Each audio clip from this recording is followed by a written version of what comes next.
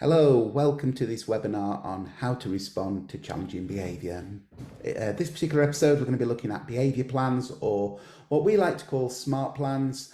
My name's Dean Cotton, I'm the Managing Director of Positive Behaviour Strategies Limited, and this episode is powered by Behaviour Smart. So, if you want to stick around at the end of this webinar, we've got some free stuff for you. We'll give you more details on that a little bit later on. So let's get to it. So what is a behaviour plan? A behaviour plan is actually just a risk assessment, weighing up the risks. What are the risks? What is the risk if you do something? What's the risk if you don't? What's the best outcome? And we're not just talking about the physical risks here, we're also talking about the individual's mental health and the wider risk. So there are actually two types of risk assessment. First of all, there's a dynamic risk assessment and a full risk assessment. The behaviour plan, what we're going to be looking at today, is the full risk assessment. But just before we get to that, let's just have a look at a dynamic risk assessment. So what is a dynamic risk assessment? A dynamic risk assessment is basically, what were you thinking? With the information that you had at the time, what were you thinking?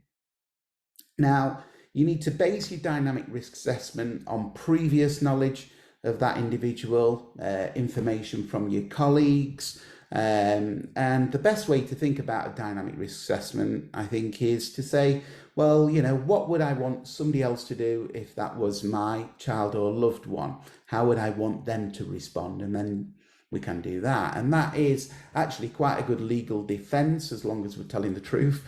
But what would you want somebody else to do if that was your child or loved one, based on the information you have?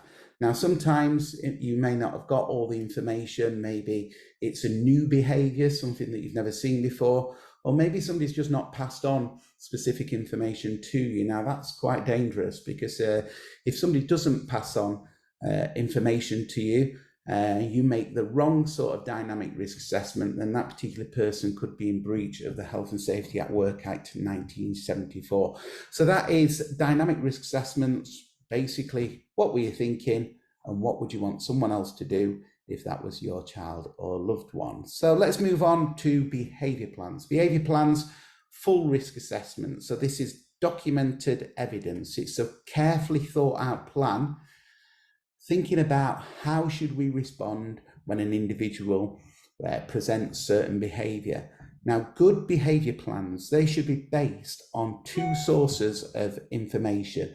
And this was taken from Matthew Said's book, Black Box Thinking, where he talks about what information can we see and what information can't we see. Now, first of all, the information we can see, that is the incident data. Now, to get good incident data, we need a really good incident recording and reporting form. In my previous experiences, I've witnessed staff writing incident reports on a blank piece of paper or using inappropriate software to write their incident reports on. A good incident plan, a good incident report needs to be specific and ask carefully structured questions that can be easily analysed. Now, once we've got that incident report, we've got that incident data, we can then use that to develop a really good behaviour plan. But we need another source of information too. And the other source of information is the information that we can't see. So, for example, what do we know about this individual? Is there adverse childhood experiences? Is there trauma? Is there other mental health problems? And this needs to come from a multidisciplinary team. It needs to come from parents, carers, and also the individual themselves, if that's appropriate. We need to get people involved in their own behaviour management plans. It's their plan at the end of the day. So once we're armed with this information, the information we can't see and the information we can see, the information we know about the child and what does the data say, we can bring all that data together to form a carefully constructed behaviour plan. Now, this behaviour plan I'm putting on the screen at the moment, as you can see, this is a behaviour plan that Behaviour Smart generates from the incident reports that you write in there. So we've got a behaviour plan here on Harry Styles, who's in year 4. I've got his date of birth and his date of the plan and who completed the plan. So we've got some notes. First of all, we know that Harry was in a band called One Direction, and we need to make some reasonable adjustments for Harry because he has a problem with the clothes that he wears. So we need to offer him suitable choices. We know what the triggers are, so he doesn't like being told how to dress. And the support for these triggers is not just to let him dress how he wants, but actually to help him design his own clothes. Now, what we've done here, we've broken the behaviour down into 3 different levels: low level behaviour, medium level behaviour, and high level behaviour. What Behaviour Smart's done here actually is taken all this information from an incident report that's been written on this individual. So we know the low level behaviour is that he goes quiet, and what's being tried is ignoring him, and other things that could be tried is asking him if he's okay. On this behaviour plan, in the section at the end there, we've got what can I do to help myself. So this has come from some discussion with the individual, and he's decided that when he's showing low level behaviours, he's going to try to think positive thoughts.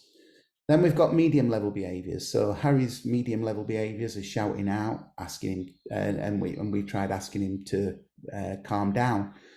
Surprisingly, didn't work. And then we've got other things that could be tried is using a calm voice. And what Harry's going to try is taking some deep breaths. Then high level behaviours, we've got throwing furniture. When he threw furniture, Behaviour Smart's telling us that the staff held him. But the other thing they could try is giving him some space. And what Harry could do is walk away. He's also said that he's going to try and think positive thoughts about touring with One Direction. The next part of the plan looks at the preferred behaviour management techniques. Now, from this incident report, we know that choices is the best de-escalation technique for Harry. And we've got a little bit more detail there where we're saying give him 2 choices because that works best. Take up time is also a good choice, a good strategy. So give Harry time to make positive decisions. Humour works well, but not sarcasm. Lots of empathy, lots of reassurance, and pre-arranged scripts. We've also got on this particular plan the preferred physical techniques, what should be tried and what should be avoided. In the next part of the plan, we've got the recovery behaviours. So what does Harry look like when he's recovering from an incident? And in this case, he's crying. The staff have tried giving him a hug and asking him if he's okay, but they could also try giving him some space. And Harry's asked us to leave him alone if he wants to be left alone.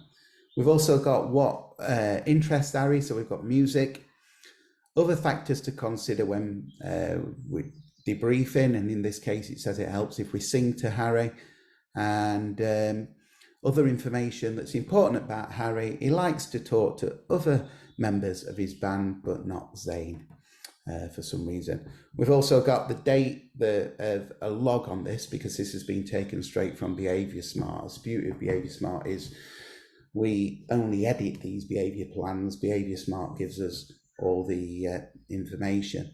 So that's a pretty good behaviour plan, and it's come from the information we can see and the information we can't see.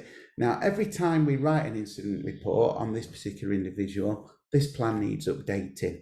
That can actually take quite a lot of time, unless we have a really cool system that'll do it for you.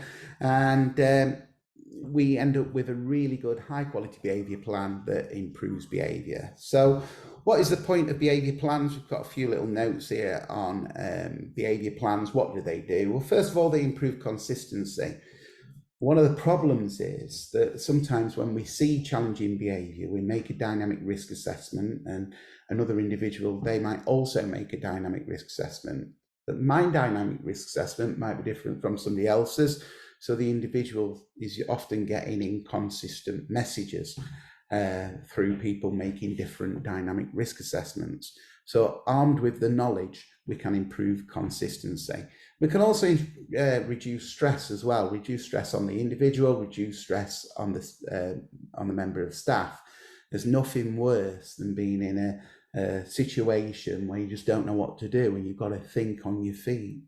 We use our fast thinking brain there and we often make mistakes.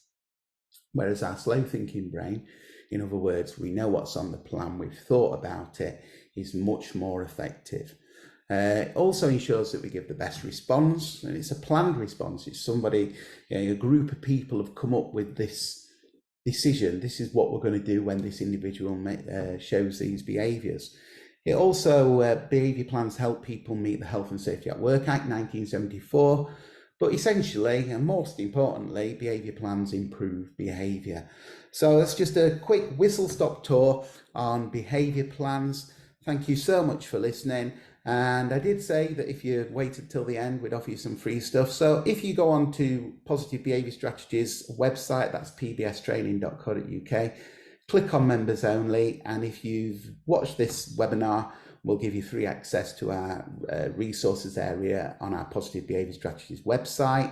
Also, if you would like a copy of Behaviour Smart to try, go on to Behaviour Smart or get in touch with me. It's behavioursmart.co.uk. Get in touch with me. We'll give you a free copy that you can try for a few months. See how you're getting on. Behaviour Smart, the new incident recording and reporting system that does so much more. Suitable for education, health and social care.